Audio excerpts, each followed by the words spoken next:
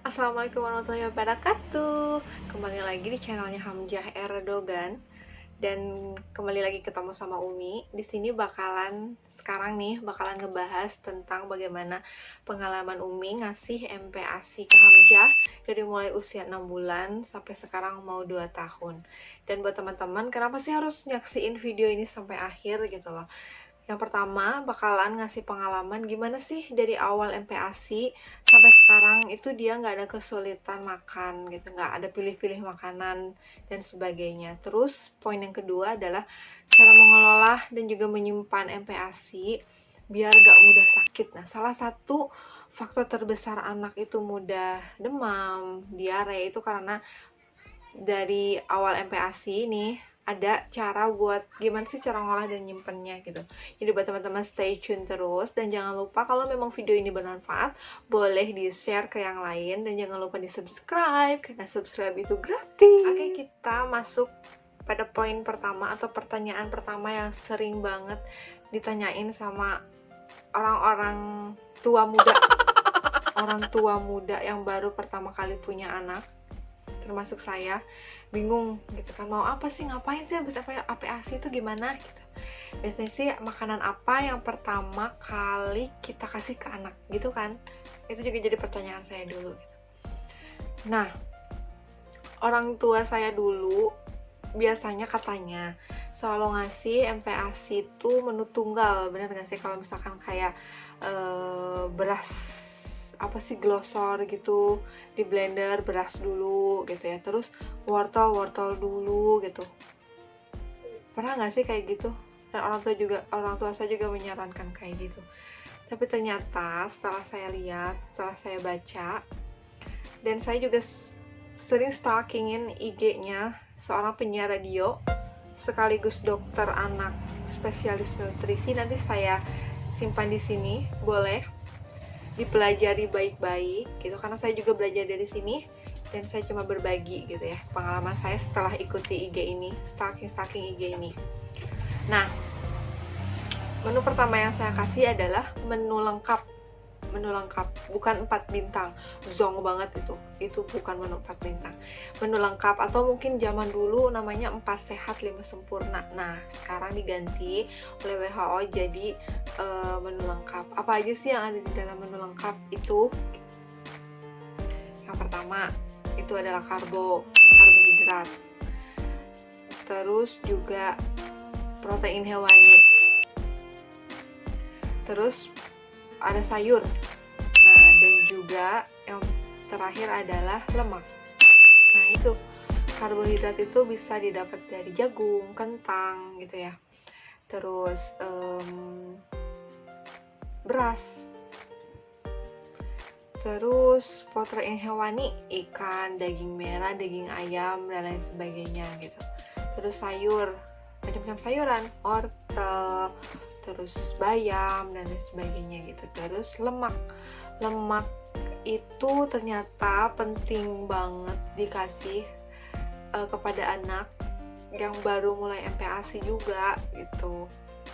Sempat saya beberapa hari nggak kasih lemak, malah salah kasih. Aku kira keju itu lemak, ternyata bukan, keju bukan lemak. Iya betul, keju bukan lemak. Beberapa bulan kali, sebulan kali aku ngasih anak aku keju, harusnya lemaknya apa, dari minyak goreng atau santan gitu, harusnya dikasih itu. Jadi pas awal MPASI tuh harusnya setelah ada karbo, daging, sayur itu ada dikasih minyak. Bisa sih dikasih Evo juga. Nanti saya kasih link gambarnya di sini, Evo. Nanti saya kasih di sini deh linknya. Nah, terus kalau misalnya nggak ada gitu, nah harganya cukup mahal, nggak usah susah-susah, kita beli aja yang sesuai sama di menu keluarga gitu. Ada minyak goreng biasa, ya udah kasih gitu setengah sendok teh per sekali makan, dikasih aja gitu, dicampurin di makanannya, diaduk-aduk udah langsung kasih gitu. Nah, terus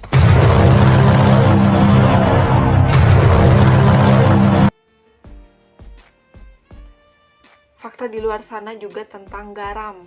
Tau gak sih, ternyata garam itu diperluin juga di setiap anak makan. Kasihan kan kalau anak gak ada rasa. Saya mulai kasih gula itu usia 9 bulan, jadi kasih garam sapuruluk gitunya, setabur aja gitu, bukan sekali makan, tapi pas kita bikin MPASI-nya tuh dikasih garam sedikit gitu, perasa juga, ternyata berguna juga untuk mereka, kandungannya juga berguna kayak yodiumnya mungkin ya, iya gak sih, selain ngasih rasa gitu. Tujuan kita ngasih MPASI kan buat ngasih perkenalan rasa, ada asin, itu manisnya mungkin bisa dari wortel dan lain sebagainya. Oke, next kita mulai ke pertanyaan yang kedua.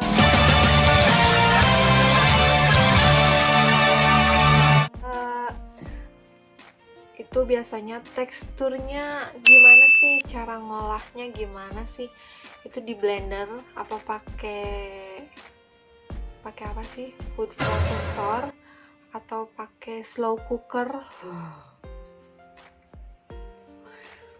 pakai apa aja yang ada di rumah, jadi tekstur makanannya dari usia 6 sampai 8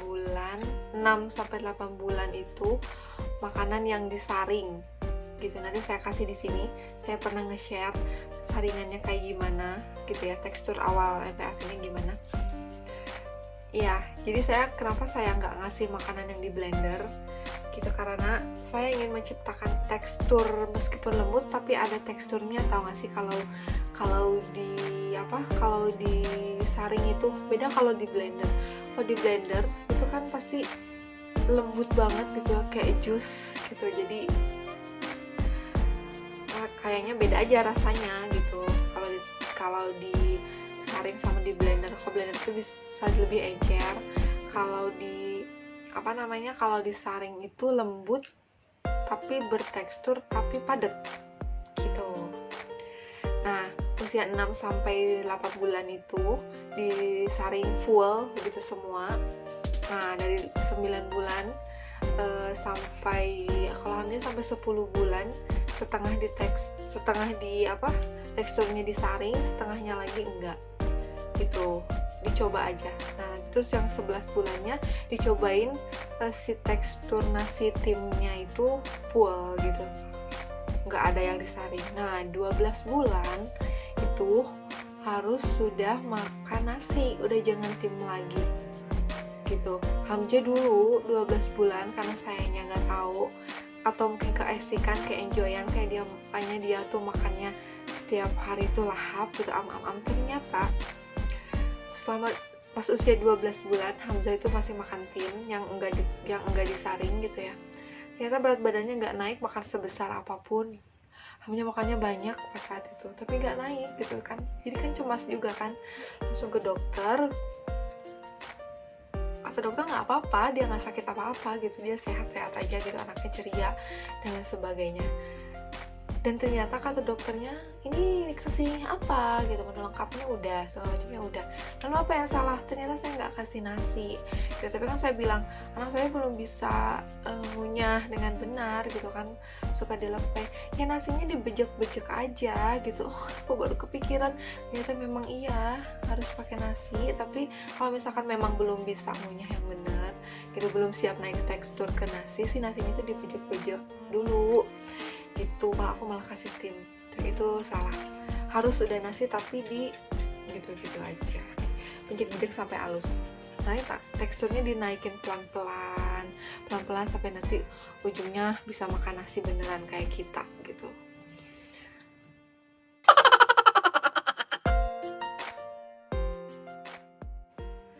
Pertanyaan yang ketiga yaitu pola makan. Nah, pola makannya gimana gitu kan, berapa kali makan gitu. Hamzah usia 6 sampai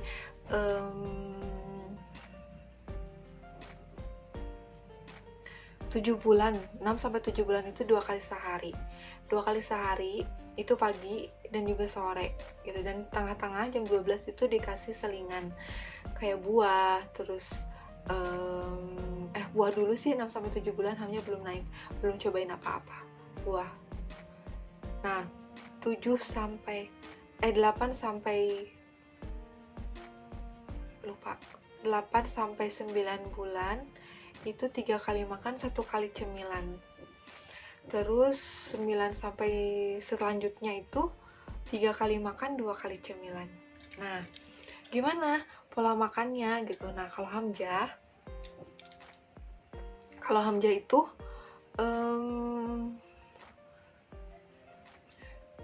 dia stop nenen itu jam 5 pagi. Jadi ketika sudah jam 5 saya stop nenennya gitu ya. Karena kenapa? Karena pas nanti jam 7 dia akan mulai makan. Ingat ya, kosongkan perutnya 2 jam sekali. Jadi kalau misalkan dia nenen jam 5, berarti jam 6 tuh nggak boleh ada nenen. Apalagi sebentar lagi menuju makan, jam makannya nih jam 7 pagi, dia nggak boleh makan apapun kecuali minum dikit. Dan yang paling fatal itu nggak boleh dikasih yang manis. Sebelum makan nggak boleh dikasih yang manis. Kenapa? Karena itu akan menurunkan selera laparnya gitu. Ini jadwal makan ini bisa kita atur sendiri tergantung kita beresnya kapan, terus kegiatan kita apa gitu ya.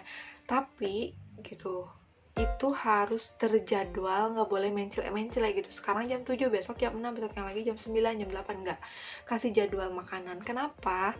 Karena anak usia itu, MPASI itu tujuannya apa sih gitu? Karena kita ingin memperkenalkan dia tentang lapar gitu. Kalau kita nggak ngasih jadwal, bagaimana tahu dia lapar atau enggak gitu. Nah, udah ya, habis itu makan jam 7. Nah, jam 8, jam 9. Nah, jam 9 itu boleh dikasih cemilan atau dikasih nenen lagi, boleh gitu. Kenapa?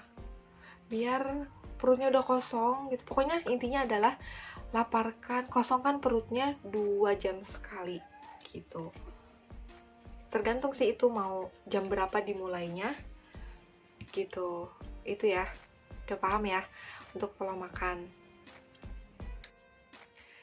Nah, poin yang paling penting yang aku bener-bener baru tahu banget gitu, dan mungkin juga itu teman-teman juga baru tahu, itu gimana sih cara menyimpan MPASI yang benar gitu. Ternyata karena saya kan bekerja gitu, saya kerja, jadi saya bingung kalau saya masak di pagi hari itu repot luar biasa. Berarti saya harus bangun dini hari jam 2 pagi gitu kan, sedangkan anak juga butuh tidur yang agak lama. Kalau ditinggal kan pasti nangis dan bangun lebih pagi gitu.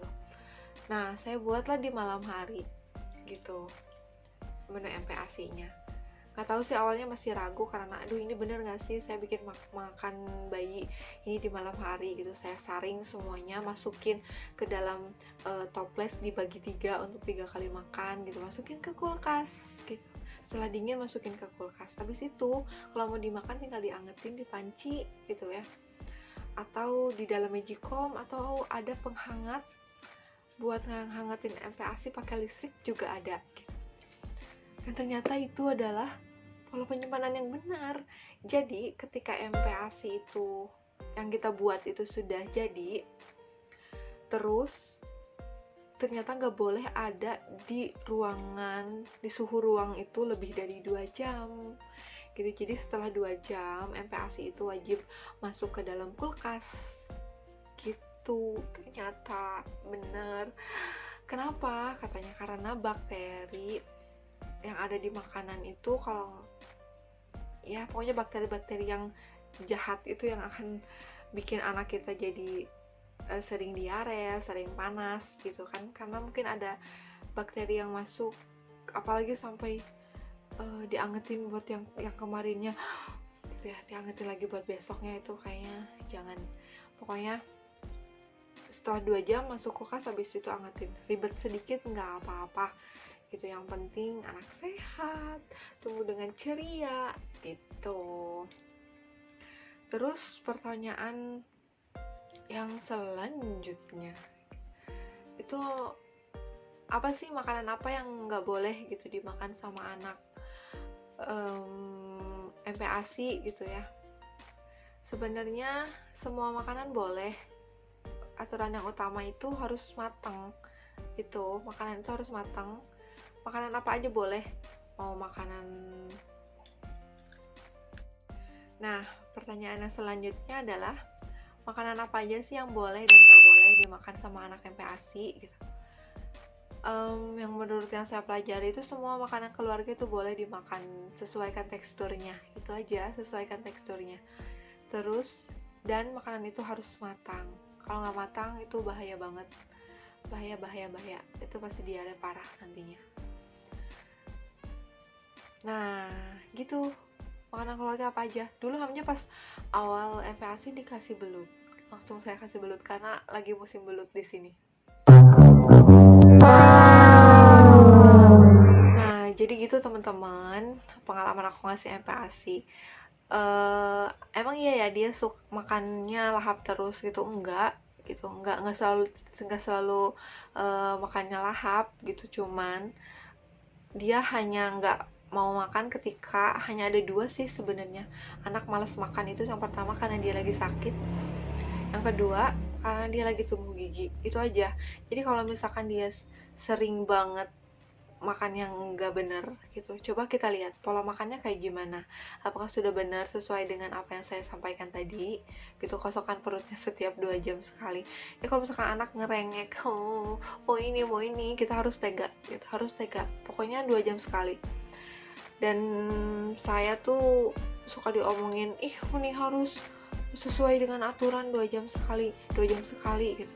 Iya, memang kan kita lagi ngajarin dia makan gitu. Nanti kalau misalkan dia sudah bisa ngomong, udah agak hidangan sedikit gitu ya, dia juga pasti gak akan minta ini itu gitu. Tidak sesuai dengan jadwalnya, dia gak akan mau makan itu gitu. Jadi penyerapan nutrisinya juga jelas gitu kan, porsi makanan kita kasih juga jelas gitu teman-teman.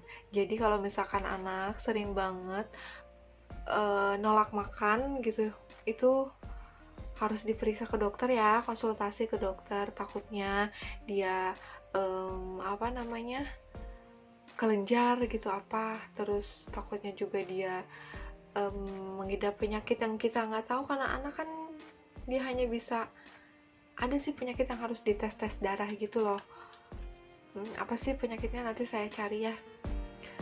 Ada penyakitnya yang saya tahu sih kelenjar kayak gitu, itu kan bikin nafsu anak makannya hilang gitu. Dan terus kalau misalkan 2 bulan makan naik berat badannya nggak naik sesuai KBM gitu, ketentuan batas minimal. Jadi saya sering ngeliat di Posyandu, sering banget pas abis di kilo gitu, alhamdulillah naiknya berapa, 100 gram, 200 gram gitu di usia masih 7 bulan gitu. Harusnya kan nggak segitu, coba lihat di KMS-nya, kalau nggak salah 500 gram lah, nanti saya cari lagi juga ya segimana itu. Dan itu memang harus dicek gitu, apakah kita ngasih porsi makannya segimana gitu.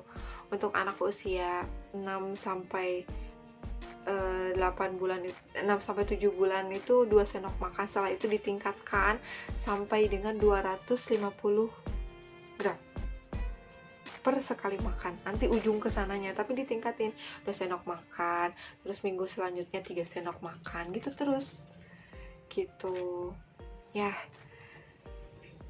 biar anak kita sehat, terus bebas stunting juga gitu. Untuk Indonesia kan juara ranking 5 gitu lah stunting di Indonesia, nggak tahu sekarang. Nah buat teman-teman, semangat terus buat ngasih MPASI buat anak-anaknya. Semoga pengalaman ini bisa jadi motivasi besar buat teman-teman di luar sana. Terima kasih banyak, sampai jumpa lagi.